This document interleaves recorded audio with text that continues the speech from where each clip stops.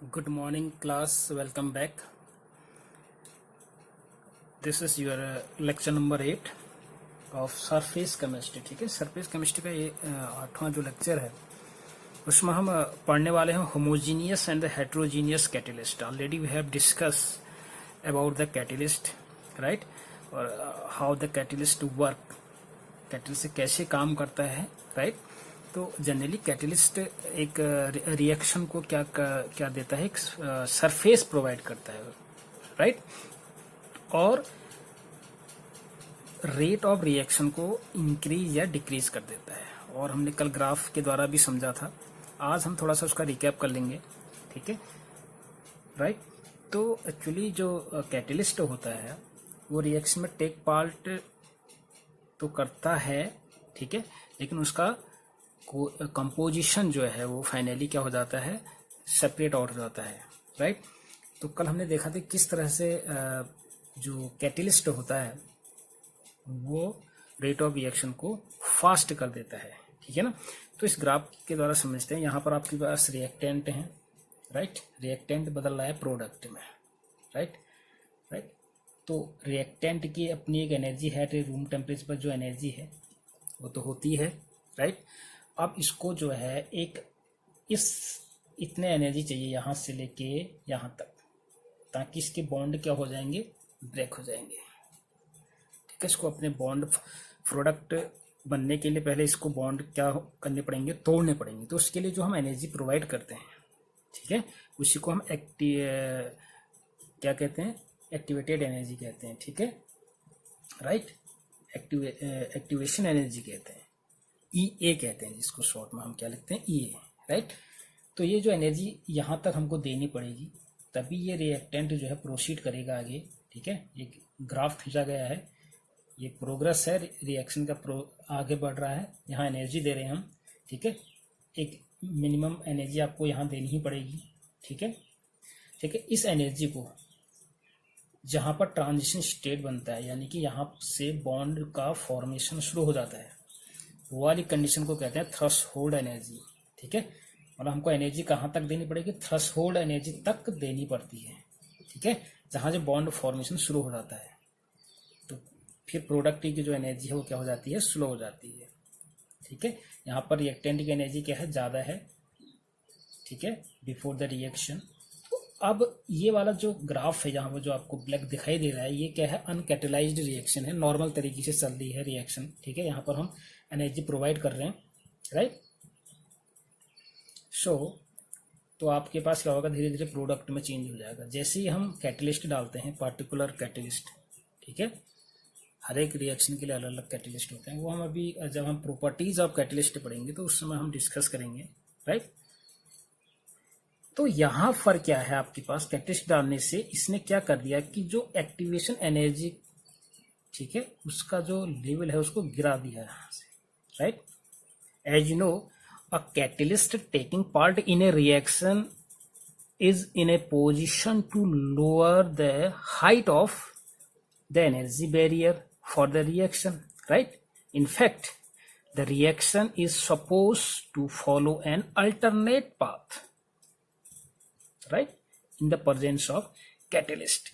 पहले इस तरीके से, इस वे से रिएक्शन हो रहा था, प्रोडक्ट बन रहा था. जैसे ही कैटलिस्ट डाला तो उसने एक अलग सा अल्टरनेट पाथ प्रोवाइड करा दिया पार्टिकुलर रिएक्शन के लिए, right.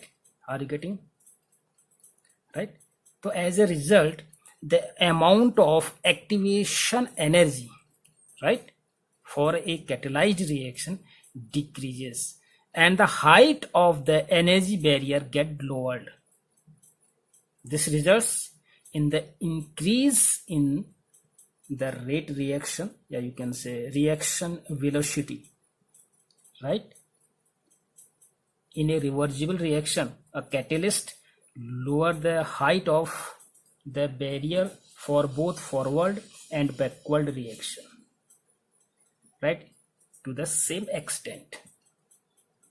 Therefore, equilibrium point is not disturbed through the equilibrium is reached earlier, right.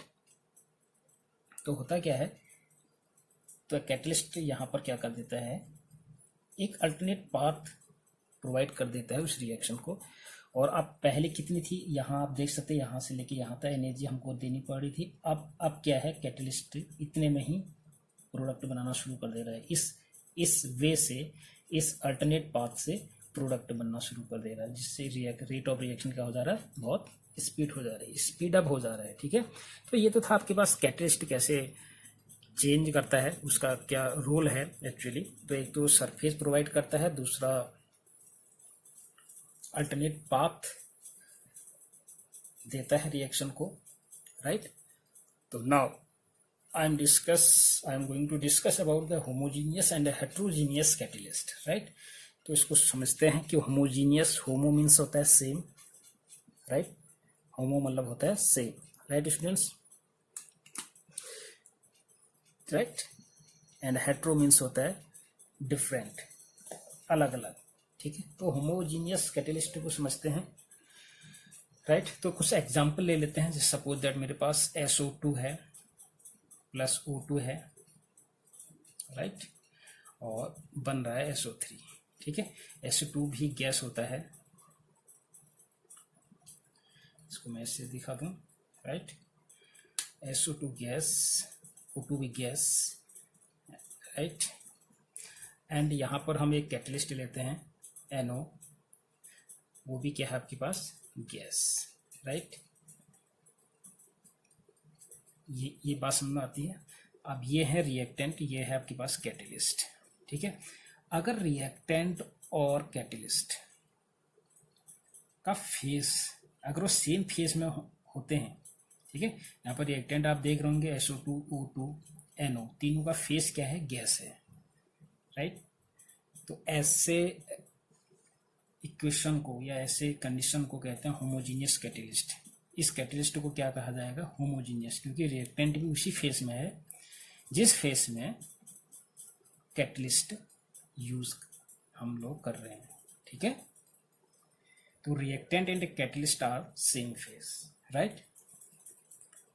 कुछ एग्जांपल ले रहा हूं। सपोज दैट C12H22O11, ठीक है, एक्वस प्लस H2O, ठीक है, हाइड्रोलाइसिस कराना है एसिडिक उसमें, right, and H2SO4, this is aqueous, और आपको ग्लूकोज एंड फैक्ट्रोज मिल रहा है, ठीक है, प्लस C6H12O6, ये लिक्विड फॉर्म में है, ये भी एक्वस फॉर्म में है, राइट। और एक एग्जांपल मैं और ले रहा हूँ, CH3COO C2H5 plus H2O gives you, यहाँ पर H plus as a catalyst ले रहा हूँ, एक्वस, राइट। तो आपको मिल रहा है CH3COH प्लस एल्कोहल मिलेगा C2H5OH, राइट। तो ये जो एग्जाम्पल मैं दे रहा हूँ आपको, ये सारे क्या हैं, होमोजीनियस कैटलिस्ट के एग्जाम्पल हैं, राइट। क्योंकि यहाँ पर देखो आप, कैटलिस्ट आपके पास क्या क्या है, सॉरी, रिएक्टेंट क्या क्या है आपके पास, ग्लूकोज है, ठीक है, स्टार्च है आपके पास एक्वस में, और ये लिक्विड में है, और यहाँ पर आपके पास जो H प्लस है एज ए कैटलिस्ट, ये भी क्या है, एक्वस है। तो रिएक्टेंट एंड प्रोडक्ट, अगर ये तीनों, यहाँ पर विशेष ध्यान रखना है, रिएक्टेंट प्लस कैटलिस्ट को आपको देखना है बस। अगर ये सेम फेस में है, अगर सॉलिड फेस में, इनका फेस सेम होना चाहिए, ठीक है, तो क्या माना जाएगा, होमोजीनियस कैटलिस्ट माना जाएगा। ठीक है, यहाँ पर देखिए एस्टर का हाइड्रोलाइसिस हो रहा है, इस रिएक्शन में क्या हो रहा है, ये एस्टर है, ठीक है, एस्टर का हाइड्रोलाइसिस हम जब करते हैं तो ये क्या है, ये तो एक्वस मीडियम में है, ये भी लिक्विड है, और ये क्या है, ऑलरेडी एक्वस। तो यहाँ पर आप देख सकते हैं इन तीनों का जो फेस है वो क्या है, सेम फेस में है, राइट। तो आप समझ गए होंगे, ठीक। एक एग्जांपल और ले लेते हैं, डिकम्पोजिशन ऑफ H2O2 का, ठीक। सपोज है मेरे पास H2O2 है, एक्वस इसको मैं डिकम्पोज कर रहा हूँ। ये डिकम्पोज जब होता है तो H2O प्लस O2 में चेंज होता है। H2O liquid, O2 gas. हमको प्रोडक्ट में देखना है, हमको ये देखना है कि जब डिकम्पोजिशन होता है इन प्रेजेंस ऑफ आयोडीन के उसमें, ठीक, ये एक्वस होता है और ये भी क्या होता है, ये एक्वस है, राइट। तो यहाँ पर ये क्या आपको क्या देखना है कि एक तो आपको रिएक्टेंट देखना है, दूसरा आपको कैटलिस्ट देखना है, ठीक। तो ये भी एक एग्जांपल है किसका, होमोजीनियस कैटलिस्ट का, राइट। हम कह सकते हैं in this cases the reaction mixture. अब रिएक्शन मिक्सचर मतलब क्या है, reactant plus catalyst, right.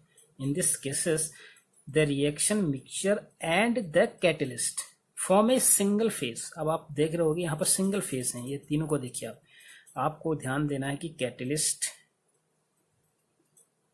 Plus आपको रिएक्टेंट और कैटलिस्ट पे भी ध्यान देना है। इनका फेस जो है वो एक जैसा होना चाहिए, राइट। एक सिंगल फेस में है। जो इतने भी मैंने आपको एग्जांपल अभी दिए, कैटलिस्ट और जो रिएक्टेंट्स हैं ये क्या है, सिंगल फेस में है। तो हम कह सकते, तो इस प्रकार के केमिकल रिएक्शन को क्या कहते हैं, होमोजीनियस कैटलिस्ट, कैटेलाइसिस, ठीक है, कैटेलाइसिस। यहाँ पर हम कैटेलाइसिस यूज करेंगे, ठीक है। Are you getting? तो हम कह सकते हैं in this case the reaction mixture and the catalyst form a single phase.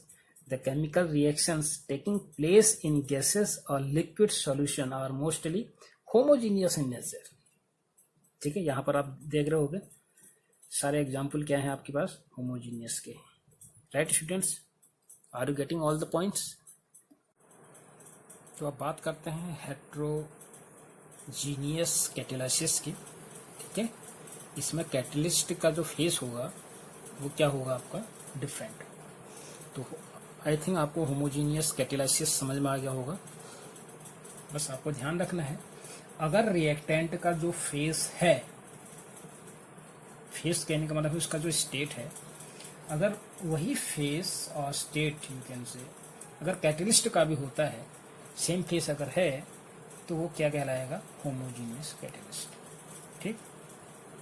या simply you can say in homogeneous catalysis reactants and catalyst form a single phase, right. In another words you can say a catalyst which exists in the same phase as the reactant, right. तो simple way में आप कह सकते हो a catalyst which exists in the same phase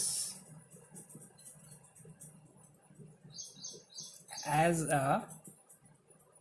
the reactants, right, reactants। तो generally आपको ये चीज़ें याद रहनी है। रिएक्टेंट का जो आरटी का जो फेसेस है वो कैटलिस्ट का भी अगर है, सेम फेज में है, तो दैट इज क्या है, होमोजीनियस कैटेलाइसिस कहलाएगा, ठीक है, right students. This should be, ये आपको याद करना है, ठीक है। बस अब हम बात करते हैं हेट्रोजीनियस कैटेलाइसिस। जस्ट इसका अपोजिट है, right. When reactant and catalyst are in different phases, ठीक है। अगर दोनों डिफरेंट फेसेस में हो, रिएक्टेंट और कैटलिस्ट अगर अलग अलग फेसेस में हो, उनकी स्टेट जो है वो अलग अलग हो, तो हेट्रोजीनियस कैटलिस्ट कहलाएगा, ठीक है। और आप सिंपली ये भी कह सकते हैं a catalyst which does not exist in the same phase as the reactant, right. तो कुछ एग्जाम्पल देखते हैं। और आपको ये तो पता है कि हैबर प्रोसेस के द्वारा जब अमोनिया बनता है तो उसमें हम जो कैटलिस्ट लेते हैं वो सॉलिड फॉर्म में होता है, फाइनली डिवाइडेड रहता है, ठीक है। आयरन लेते हैं हम, suppose that N2 plus H2 thrice H2 gives you twice NH3 ना। ये प्रोसेस क्या कहलाती है? ये प्रोसेस कहलाती है आपके पास हैबर प्रोसेस। यहाँ पर जो आयरन है Fe, ठीक है, ये सॉलिड फॉर्म में है। Fe किस फॉर्म में होता है? सॉलिड, ठीक है, पाउडर बना दिया जाता है। यहाँ पर ये गैस है, ये भी गैस है, ठीक। और आपके पास जो ये जो Fe है, Fe कहने का मतलब यहाँ पर जो कैटलिस्ट है वो क्या है? सॉलिड फॉर्म में है, ठीक, दिखाई दे रहा होगा आपको, ये सॉलिड फॉर्म है।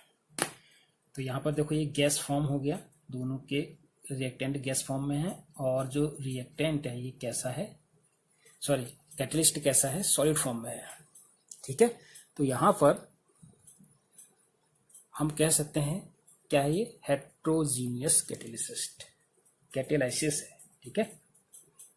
This is Haber process, the combination between nitrogen and hydrogen to form ammonia in the presence of finely divided iron act, ठीक है, iron acting as a catalyst. This process is known as Haber process, ठीक है। तो यहाँ पर आप Haber process में देख सकते हैं आयरन जो है वो सॉलिड फॉर्म में है, एज ए कैटलिस्ट है जो कि, और ये गैसेस फॉर्म में है, ठीक है। और कॉन्टैक्ट प्रोसेस दूसरा मैं एग्जांपल ले रहा हूँ। कॉन्टैक्ट प्रोसेस नाम सुना होगा आपने, पी ब्लॉक में हम पढ़ेंगे इसको। कॉन्टैक्ट प्रोसेस के द्वारा हम क्या बनाते हैं? सल्फ्यूरिक एसिड बनाते हैं, H2SO4, ठीक है। तो H2SO4 में बनाने से पहले एक हमारे पास क्या होता है? SO3 गैस बनती है, विच इज़ मोस्ट इम्पॉर्टेंट। तो SO3 is the product during the manufacturing of H2SO4। तो देखो वहाँ पर कैसे बनती है? SO यहाँ पर 2 प्लस O2 हमको मिलता है SO3, ठीक है। और उसको बैलेंस करना ट्वाइस यहाँ ले लो, ठीक है। तो ये क्या है आपके पास? SO2 गैस, ये भी गैस, और यहाँ पर हम लेते हैं प्लेटिनियम, ठीक, V2O5 भी लेते हैं, ठीक।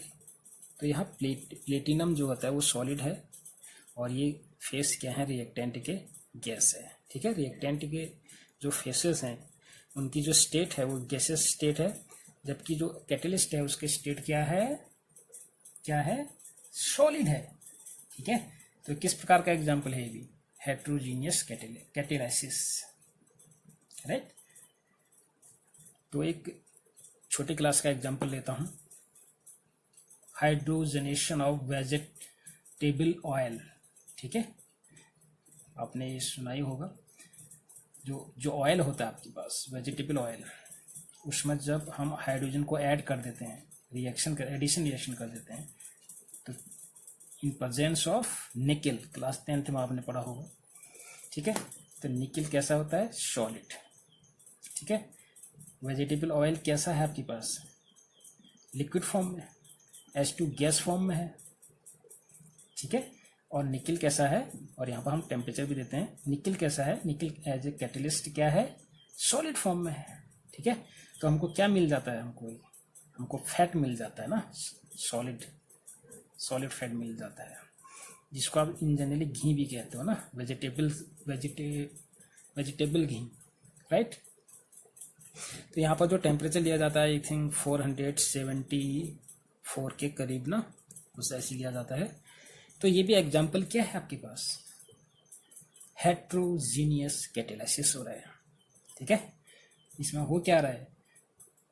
अनसैचुरेटेड जो कंपाउंड है आपके पास, ये अनसैचुरेटेड कंपाउंड्स किसमें चेंज हो रहे हैं? सैचुरेटेड कंपाउंड में चेंज हो जाता है, ठीक है, एडिशन हो जाता है, हाइड्रोजन जो होता है वो जुड़ जाता है, ठीक है। हाल फिलहाल इसको आप इन जनरली समझे कि ये हेट्रोजीनियस कैटलिस्ट है because of both reactants, the state of reactants and product are not equal, are not in the same phase, right. तो सेम फेज नहीं है तो क्या है? हेट्रोजीनियस है। ठीक है, एक एग्जांपल और लेते हैं। जब मैन्युफैक्चरिंग करते हैं हम नाइट्रिक एसिड का ओस्वाल्ड प्रोसेस के द्वारा, तो इसमें रिएक्शन होती है बीच में अमोनिया प्लस O2 का। यहाँ पर आपको NO गैस मिलती है प्लस H2O मिलता है। ठीक है, बात समझ आ रही है।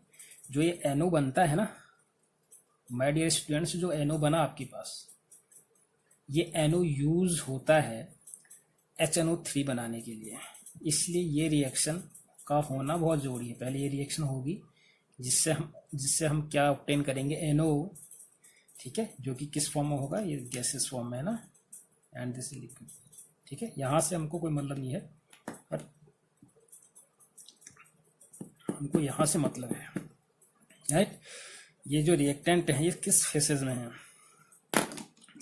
NH3 ammonia gas, O2 gas है, एंड जो यहाँ पर हम यूज करते हैं, यहाँ पर जो आपका यूज होता है कैटलिस्ट होता है प्लेटिनम।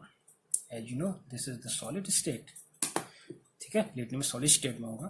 तो यहाँ पर आप देख सकते हैं NH3 और जो ये O2 है किस फॉर्म में है, इनकी स्टेट क्या है, गैसेस स्टेट है, और कैटलिस्ट का कैसा स्टेट है, सॉलिड स्टेट है। तो हेट्रोजीनियस है। ठीक है, बहुत सारे एग्जाम्पल हमारे पास। तो ये तो था आपके पास हेट्रोजीनियस एंड होमोजीनियस कैटलिस्ट। बहुत सारा और आप भी एग्जाम्पल्स हैं, राइट। ये रिएक्शन समझ गए होंगे। अमोनिया प्लस इसको आप बैलेंस कर सकते हो। ठीक है, ऑक्सीजन कितना है इसमें, 2, हाइड्रोजन 3, तो this is the 6H2O, 4NO।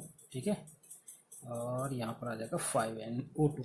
ठीक है, तो ये जो NO बना आपके पास used for commercial preparation of nitric acid, और इसी को हम क्या कहते हैं, ओस्टवाल्ड प्रोसेस भी कहते हैं। ठीक है, कुछ नाम आपको याद होने चाहिए। इससे पहले मैंने हेवर प्रोसेस बताई थी। ठीक है, combination of hydrogen and nitrogen. ठीक है, तो आपको ये रिएक्टेंट कैटलिस्ट भी याद करना है कि कौन से ओस्वाल्ड में कौन सा कैटलिस्ट यूज किया जाता है। ठीक, तो इन जनरल आपको नॉलेज होनी चाहिए थोड़ा बहुत, राइट। तो ये तो था आपके पास। ये प्रोसेस जो है क्या कहलाएगी, ऑक्सीडेशन ऑफ अमोनिया। तो ऑक्सीजन के साथ रिएक्शन हो रहा था, ऑक्सीडेशन ऑफ, वैसे इन जनरली क्या कौन सी रिएक्शन है ये, oxidation of ammonia into nitric acid, right. ये बहुत सारे एग्जांपल हैं। ठीक है, जिसके थ्रू हम हेट्रोजीनियस कैटलिस्ट को समझ सकते हैं। अगर आपको दो चीज़ें याद करनी है, होमोजीनियस कैटलिस्ट क्या होता है, हेट्रोजीनियस कैटलिस्ट क्या होते हैं। बस हेट्रोजीनियस कैटलिस्ट में जो रिएक्टेंट और प्रोडक्ट का जो फेस है वो अलग अलग होता है हेट्रोजीनियस में, और होमोजीनियस में दोनों के फेस क्या होंगे, सेम फेस में होंगे, यानी कि दोनों सेम फेस में एग्जिस्ट करते हैं। ठीक है, तो फाइनली हम कह सकते हैं when the reactant and catalyst are in different phases, right, या फिर हम कह लें a catalyst which does not exist in the same phase as the reactant, right student। I think आपको ये चीज़ें बहुत नॉर्मल सी चीज़ें हैं, आगे होंगी। यहाँ पर एक टर्म और आता है आपके पास, उसका नाम है ऑटो कैटेलाइसिस। ठीक है, auto means self. When one of the product formed can catalysed the reaction, right, the process is called auto catalysis. क्या कहा मैंने, सपोज मेरे पास A plus B gives you C plus D। ठीक है, तो मैंने कहा अगर इनमें से कोई प्रोडक्ट जो बन रहा है, इसमें अगर कोई product as a catalyst use हो रहा है, कैटलिस्ट का काम कर रहा है, अचानक कैटलिस्ट का काम कर दे रहा है, तो उसको कहेंगे ऑटो कैटेलाइसिस। हम बाहर से कैटलिस्ट डाल नहीं रहे हैं इसमें। ठीक है, तो कुछ एक एग्जांपल दे रहा हूँ उसको समझाने के लिए। आई थिंक आप इसको समझ जाओगे, राइट। सपोज दैट आप ले लीजिए हाइड्रोलाइसिस ऑफ एस्टर कर लेते हैं, ठीक है। Hydrolysis of ester, CH3COO C2S5 plus H2O gives you C2H5OH plus CH3COH। Class 10th level का एग्जाम्पल है, ठीक है। एस्टर का हाइड्रोलाइसिस करने पर मुझे, ठीक है, कार्बोक्सिलिक एसिड मिलता है और क्या मिलता है, एल्कोहल मिलता है, ठीक है। ये बात समझ में आती है। अब जो CH3COH बना, जैसे CH3COH बनता है, ठीक है, as CH3COH formed it catalysis the whole reaction, it act as a catalyst. Because ये जब कैटेलाइज, कैसे ये टूट जाता है, CH3COO minus plus S plus में टूट जाता है, ठीक है। जैसे ये प्रोडक्ट पहले नॉर्मल में चलता है लेकिन अचानक फिर तेज होता है। तेज होने का मतलब है कि ये क्या हो जा रहा है, ब्रेकडाउन हो जा रहा है और H प्लस क्रिएट हो जा रहा है यहाँ पर। तो H प्लस की वजह से क्या हो रहा है, ये एक्ट एज ए कैटेलिस्ट की तरह काम कर दे रहा है, ठीक है। तो अपने आप क्या हो रहा है, स्पीड अप हो जा रही है रिएक्शन। तो क्या है, when one of the product formed can catalyse the reaction, right, and this whole process is called catalysis, ठीक है। जो प्रोडक्ट बना है अगर वही कैटलिस्ट का काम करे, इसको ऐसे समझना है, जो प्रोडक्ट बना है अगर वही कैटलिस्ट का काम करता है, ठीक है, तो उसको कहते हैं ऑटो स्वैंग, ठीक है, catalysis. Before formation of CH3COH, the reaction is slow, but after the formation of products, the whole reaction going to be fast due to autocatalysis, right? तो नॉर्मल में ये रिएक्शन जो होता है बिना कैटेलिस्ट, जैसे भी हमने नॉर्मल में रिएक्शन कराया तो ये नॉर्मल चल रही होती है, लेकिन अचानक स्पीड अप हो जाता है, रिएक्शन बहुत तेज होने लग जाती है, ठीक है। वो due to the auto catalysis, because of the जो CH3COH है ये एक्ट एज ए कैटेलिस्ट काम कर देता है, ठीक है। तो इस प्रकार के जो रिएक्शन होते हैं उनको कहते हैं auto catalysis. Are you getting my dear students? तो ये तो था आपके पास ऑटो कैटेलाइसिस, राइट। तो इसके बाद हम नेक्स्ट अपने टॉपिक पर बात करेंगे, ठीक। प्रॉपर्टीज ऑफ कैटलिस्ट की बात करेंगे कि कैटलिस्ट में ऐसे कौन कौन सी प्रॉपर्टीज होती हैं, राइट। तो ये तो था आपके पास homogeneous and the heterogeneous catalyst. तो till then learn all the concept, right, okay.